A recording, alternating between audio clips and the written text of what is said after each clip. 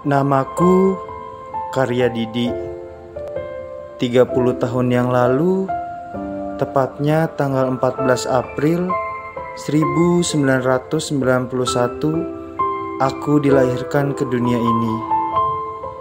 Ibu pernah bercerita, ketika aku dilahirkan, ari-ari yang menempel di tubuhku ini putus di dalam perut, sehingga ari-ari itu dibuang oleh almarhum ayahku ke laut, dengan harapan kelak besar nanti aku bisa melanglang buana di negeri ini.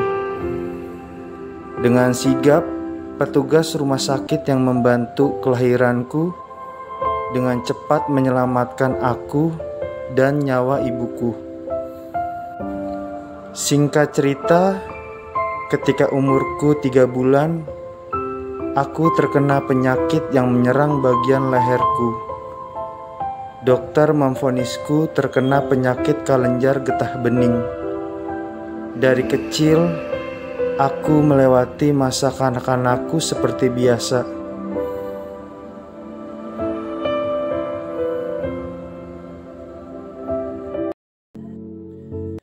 Hingga waktunya umurku memasuki usia sekolah dasar. Kalau penyakitku kambuh, ketika aku keletihan, penyakit yang ada di leherku bisa membengkak membesar seperti gumpalan bola kasti. Dan akhirnya aku sering tidak masuk sekolah karena harus keluar masuk rumah sakit. Dan akhirnya 2 kali aku tinggal kelas karena ketinggalan banyak pelajaran dan ujianku dimulai. Aku tumbuh dengan penyakit yang ada di leherku karena sering sekali sakit. Di sekolah aku amat sangat susah menyerap semua pelajaran. Sulit sekali berkonsentrasi. Di dunia anak-anak yang mestinya dihabiskan dengan bermain, aku lalui dengan bulian dari teman-temanku, dari fisikku yang cacat di leher, dan aku yang pernah tinggal kelas hingga 2 kali. Tahun demi tahun aku lalui. Kala itu aku gak berani untuk mengadu pada orang tuaku. Ayahku yang saat ini sudah almarhum, kala itu terkena stroke pertamanya di usia muda, tepat di usiaku berumur 3 bulan. Sedangkan ibu harus banting tulang menjadi kepala punggung keluarga dengan berjalan kue keliling. Tak banyak cerita menarik di masa kecil dan sekolahku. Setelah lulus sekolah di tahun 2010, aku mengenal dunia kerja. Semakin luas duniaku, hujatan, bulian masih menghampiriku sampai saat ini. Bahkan saat ini aku tak memiliki sahabat di daerah rumahku. Namun pernah, tapi kita mengalami konflik oleh beberapa sahabatku. Kala itu ada gejolak batin yang aku sendiri tak mengerti.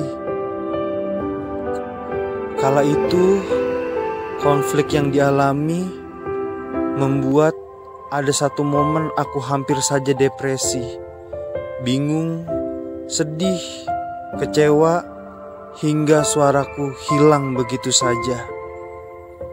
Dan waktu terus berjalan, semakin dewasa, semakin sadar.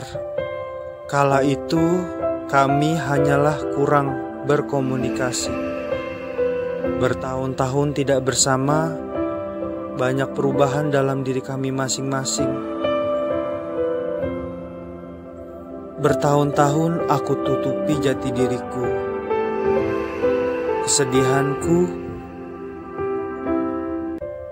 di depan orang tuaku, di depan keluargaku. Tapi ketika aku sendiri, aku menangis layaknya manusia biasa. Aku sadar sampai detik ini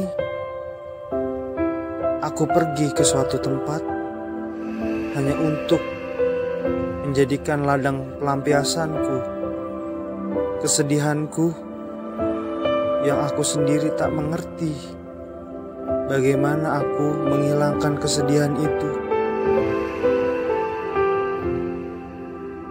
Banyak beban yang aku pikul, bukan tak ingin mengadu, bukan tak ingin percaya pada siapapun, karena aku tak mau membuat yang lain bersedih. Entah takdir apa, aku seperti ditakdirkan menyatu bersama alam. Ketika menyatu dengan alam, aku menemukan kedamaian, ketenangan, kebahagiaan. Gunung, laut aku datangi, bertemu orang-orang baru, sahabat, keluarga baru. Alam seperti mengasahku secara alamiah, sehingga aku menemukan bakat-bakat yang selama ini tak aku sadari. Menerima ilmu baru, memahami arti hidup, mendapatkan masukan-masukan dari orang-orang hebat, hingga membuat aku tumbuh menjadi orang yang tidak menyimpan dendam. Ketika orang lain tumbuh dari bulian, rasa sakit hati, aku bersyukur alam membersihkan hatiku agar aku tidak menyimpan dendam. Aku tidak suka dijuluki anak gunung, anak pantai. Aku lebih senang dijuluki seorang traveler. Dan di usia yang semakin berkurang, tepat di usiaku yang ke-30 tahun ini, aku mendedikasikan hidupku untuk menginspirasi banyak orang. Jadi, jangan membuli. Aku karya Didi, dan aku karya traveler.